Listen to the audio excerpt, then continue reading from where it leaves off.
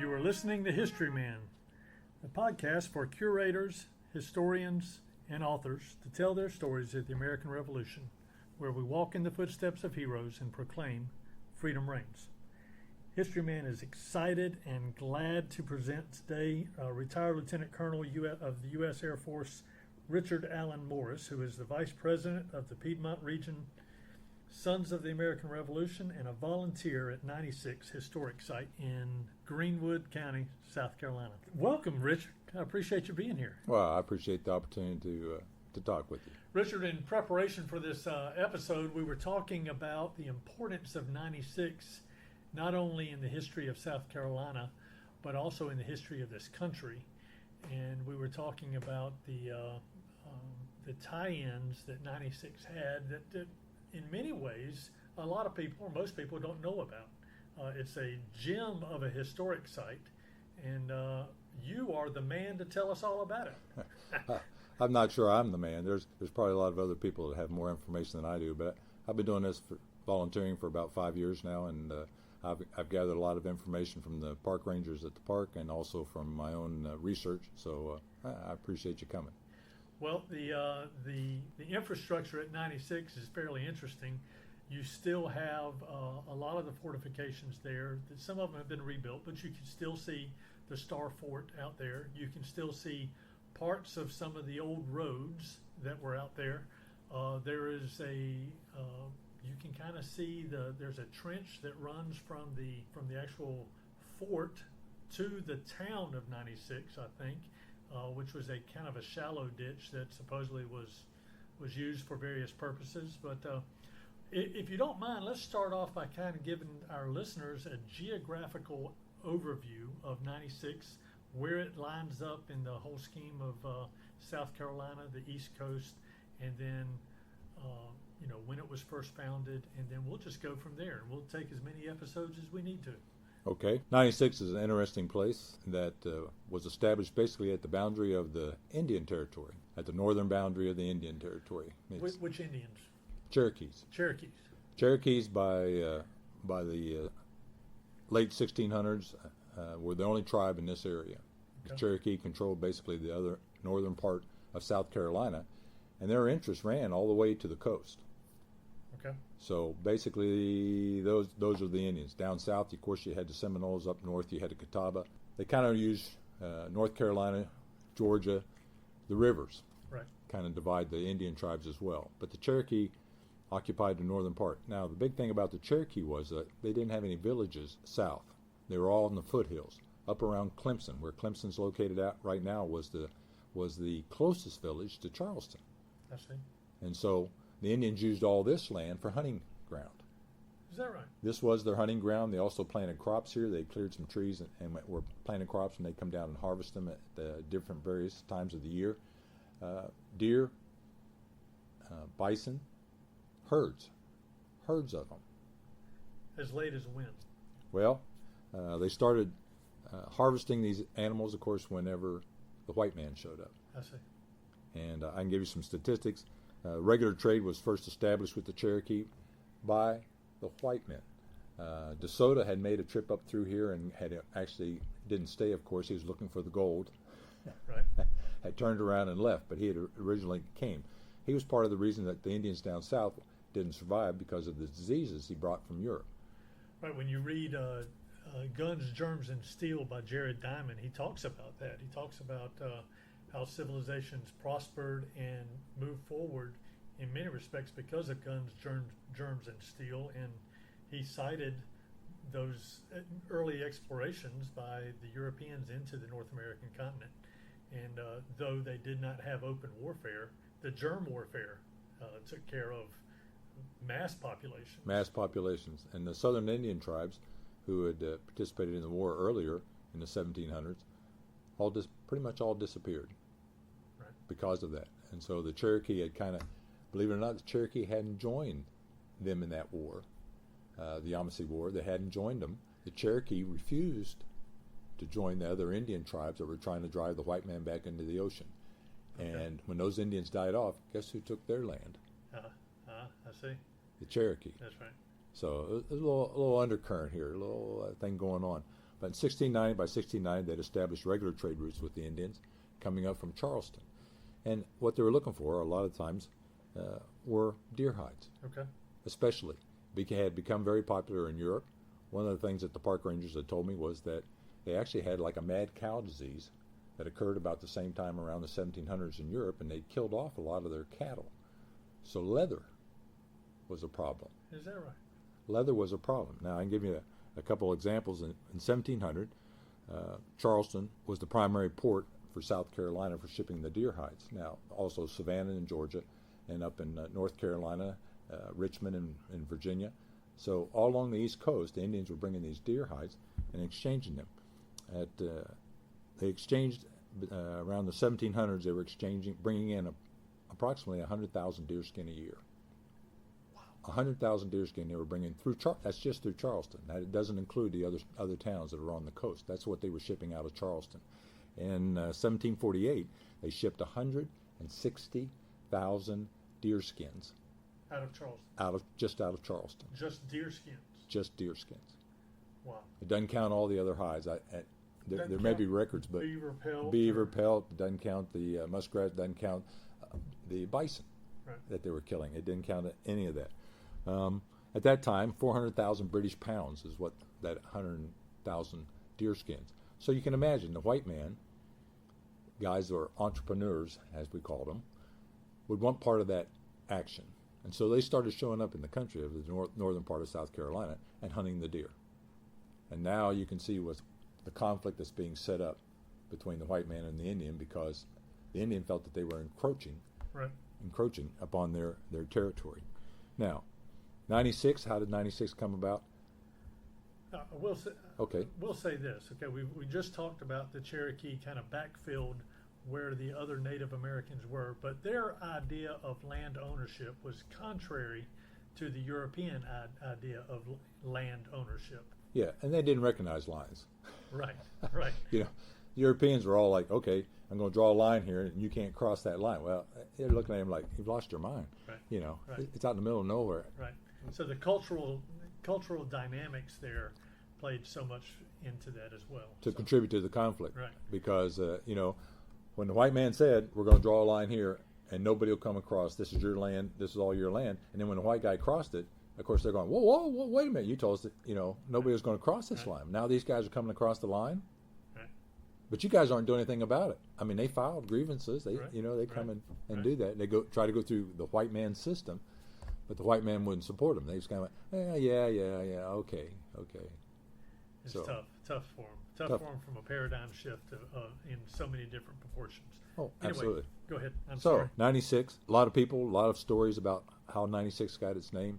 96 miles from the closest Indian village, which is up around where Clemson's at right now. Well, you had a village, and there's a town even today called 6 Mile, South Correct. Carolina. Yep. Right. So it all kind of makes sense, but of course everybody goes, well, it's really not 96 miles. Well, you're talking 1700s. There's no GPSs or satellite. Right. These guys are kind of guessing. But what they'd done is they'd actually established a treaty with the Indians, and so they'd drawn a line, which right now, if you go to the historical site, it's about 1.5 miles, 2 miles south. That's where the line was originally drawn. South of 96. South of the original 96. Okay. How many 96s were there? There were 4 96s. Eventually, before 1800s was when the last 96 ended. Okay. So, and we'll talk a little bit as we get through here. The gentleman who put 96 on the map, and I know that's a pun, he was a cartographer who the governor had hired to map this area.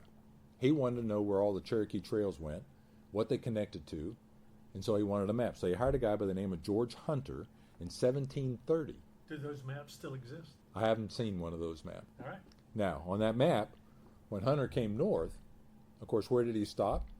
Well, he stopped at the rest stop that everybody else stopped at, going back and forth to the Indian villages. And he turned to one of the gentlemen that was sitting there, cooking dinner, and he said, what do you call this place? And the guy said 96. And that's what he wrote on his map. He wrote 96 on his map. And so, when he turned his map into the governor, that spot was identified as being 96. Now, a couple years later, in 1737, the Indian agent, a guy by the name of John Lacey, was passing through on his way to talk to the Cherokee. He was their Indian agent appointed by the British, and he stopped at that same rest stop, and he bought supplies. Now, what did he buy? He bought 3 gallons of rum and 3 pounds of sugar. How do you know this?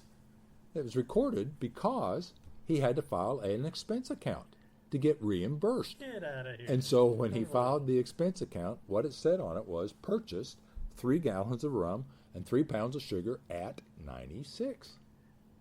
And that's the way he got reimbursed. And they have a record of that from the British government. 1734. 1737. 1737.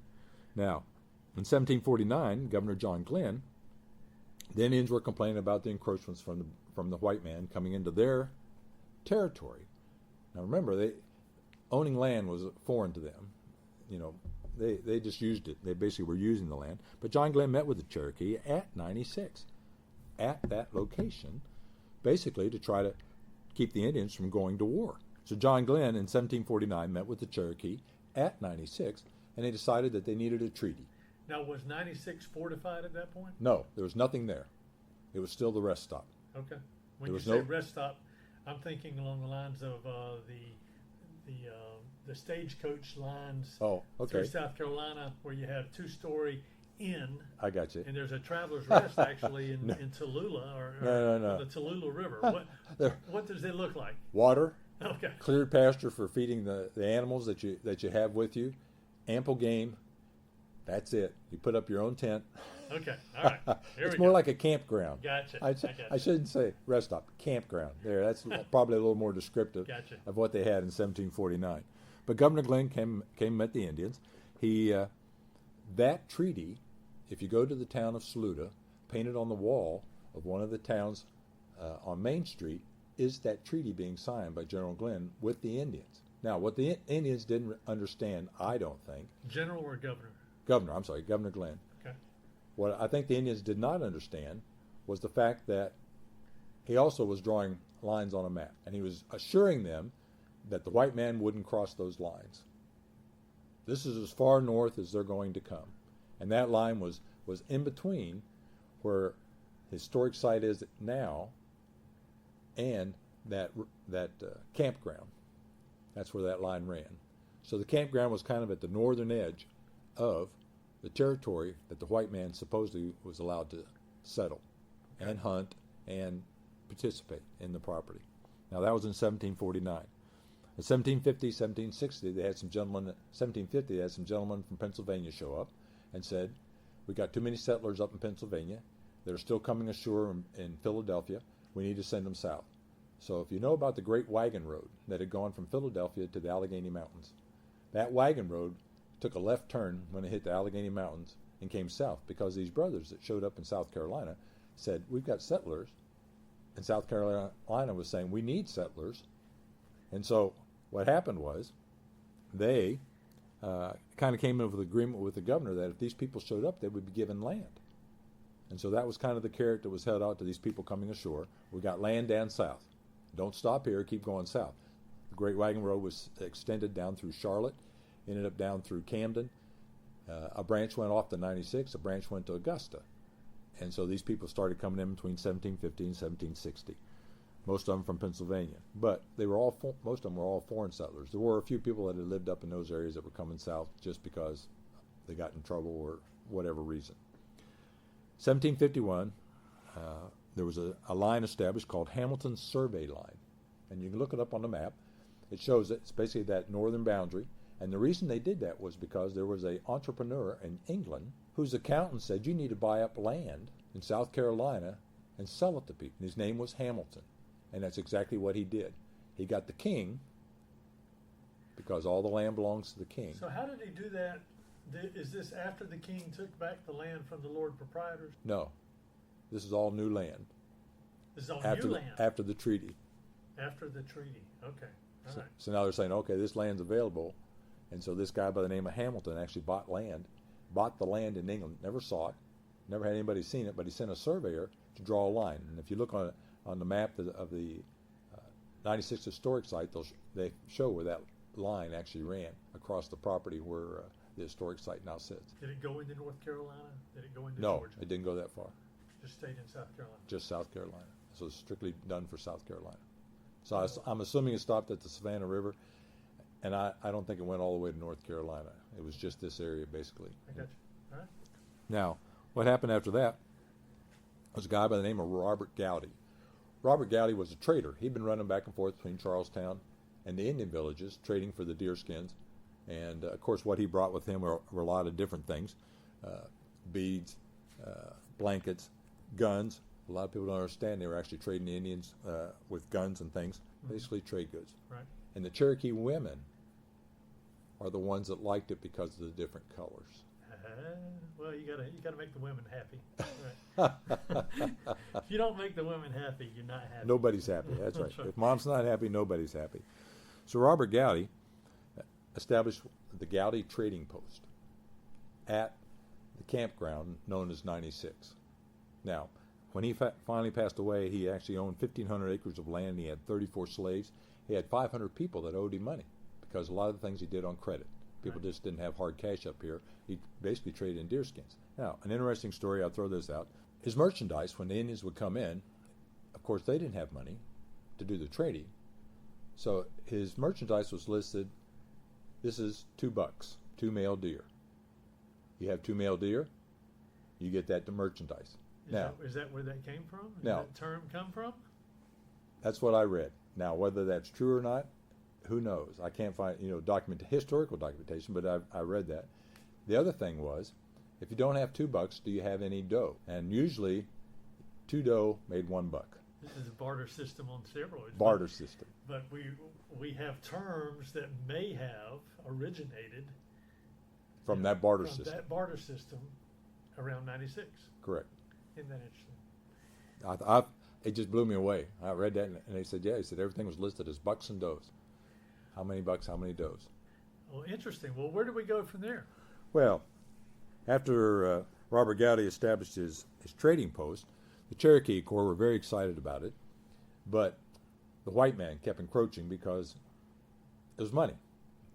There was money in deerskin, so a lot of hunters and people would cross the line, supposedly that had been established by the governor, the Hamilton line, and would hunt in the Indian territory. And the Indians got mad. Not only did they hunt, but they also stole.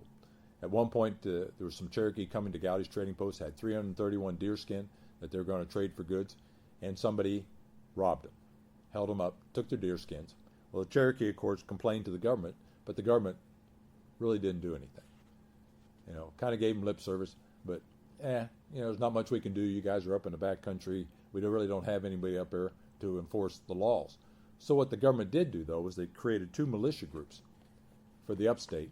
Those 2 militia groups were basically to enforce the laws and to keep things kind of under control, arrest people.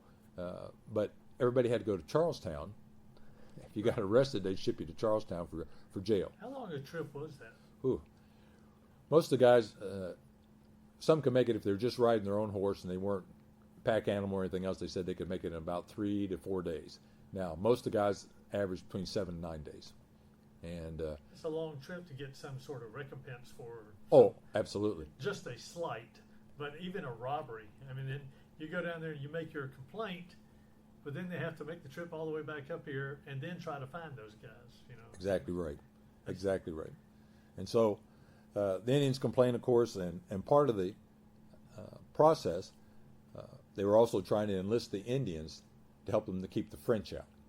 The French kept showing up from the New Orleans area, promising the Indians that, if they help them control the British, that all these good things are going to happen.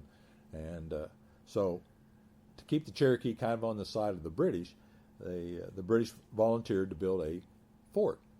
Okay. And then so they built the fort right across from the closest Indian village, which was up at Kiowee, and they called the fort Fort Prince George. It was built in 1753, was when the fort was built. Of course, things didn't work out, and by 1768, the fort had been abandoned.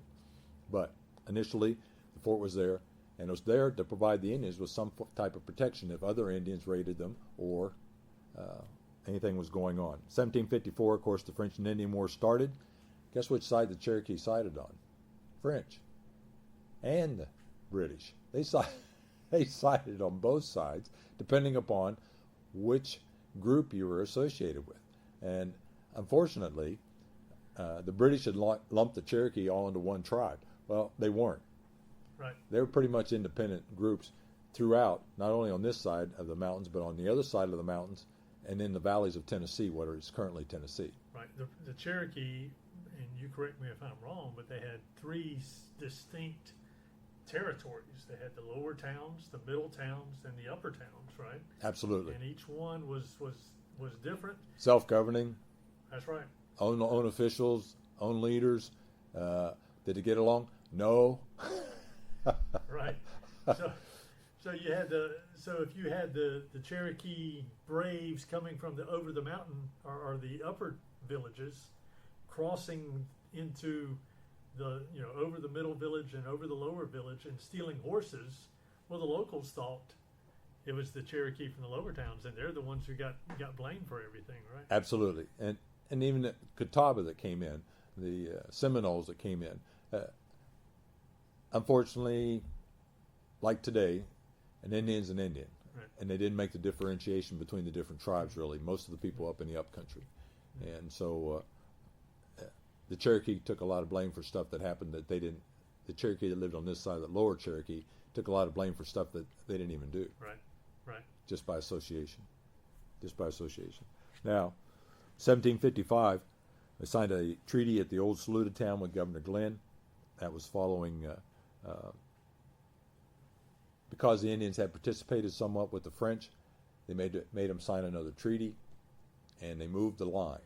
So now the line, instead of being at Gowdy's trading post, now moves north, and it ends up at the Abbeville-Anderson county line, about where it's at now. That's where the line moved to. So now all that territory has now been opened up for settlement by the white man, I see.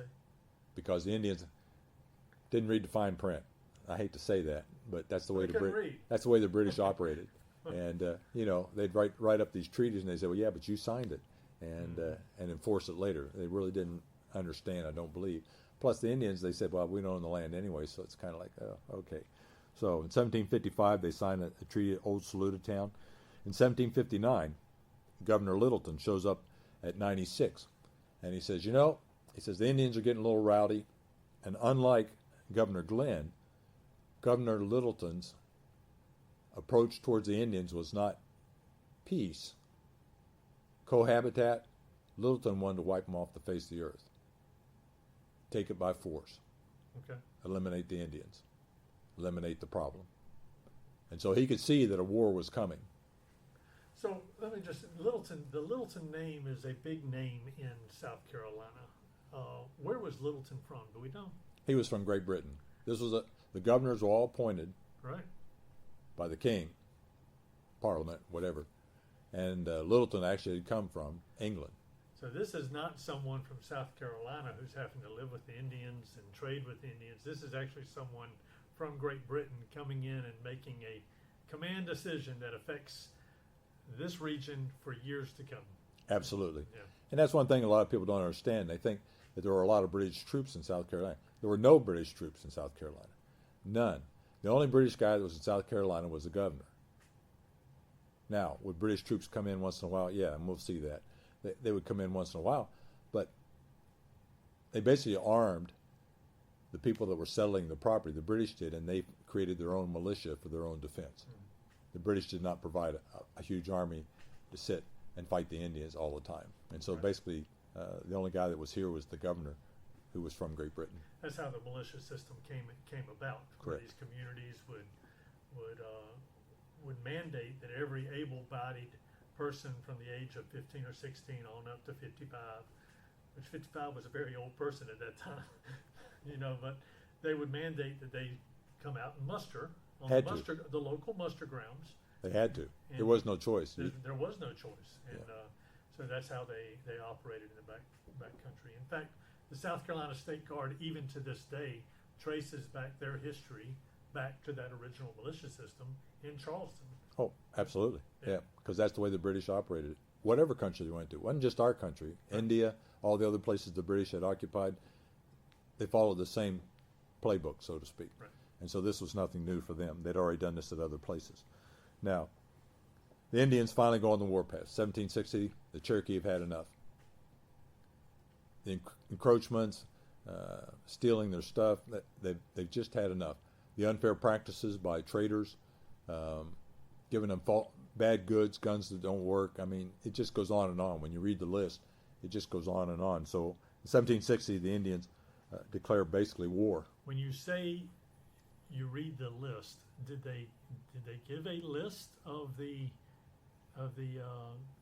problems they had with the colonists? They did. They submitted that in a cerebral way to the leaders in Charleston. To the governor. To the governor. Because he's the one that signed the treaty. So they presented in a democratic way their problems and the reasons they're going to war. And of course they were ignored. And when they were ignored, there's always a few hotheads in the crowd, that says, well, they're not paying any attention to us. We need to do something else. Mm-hmm. And so basically they went to war. The first attacks, they'd established a fort at 96. Governor Littleton could see that coming. So what he did was he confiscated Gowdy's barn. Put a stockade around the barn, and then put supplies inside the barn, gunpowder, lead, and that kind of stuff that they would need to basically fight off an Indian attack. Now, when Gowdy saw that the Indians were coming, which didn't take very long, February, Gowdy's trading post was attacked. Gowdy, when the Indians were coming, didn't want to give the Indians a place to shoot at them from, so he basically burned all of his outbuildings, including his own house. Oh. So that the Indians wouldn't have any protection, and he moved into this fort, which consisted of his barn and a wooden stockade around the barn. All right. Now, is that the fortifications that you see out at 96 now? It is not. Okay. All right. Those were built about a mile and a half south. Okay.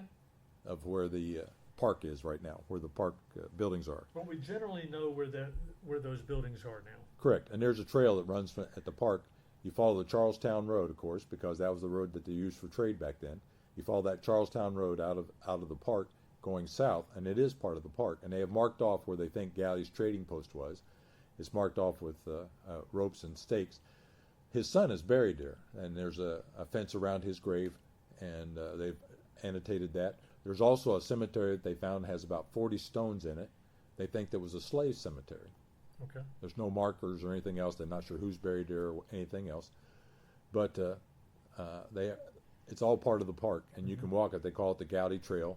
It kind of peels off of the trail as you're walking around the battlefields, and it goes down to Gowdy's place. Now, that happened in February. There was about 40 Braves, lasted about 2 hours.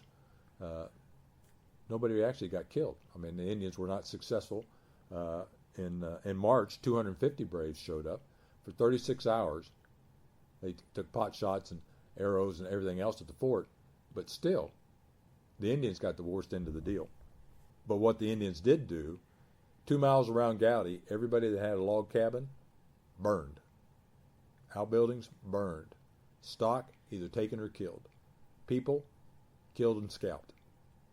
They were still outside the fort. It was take no prisoners. The thing that happened, though, in the fort, and this is interesting, we talked about the Indians in the early days because of disease and things like that. 14 people died from smallpox. Inside the fort? Wow. Inside the fort during the Indian attacks.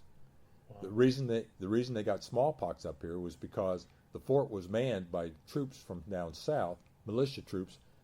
The governor had sent them north to help man that fort at 96, and they brought smallpox with them. These people had not been exposed. A lot of these people had come from other areas and had never been exposed to smallpox.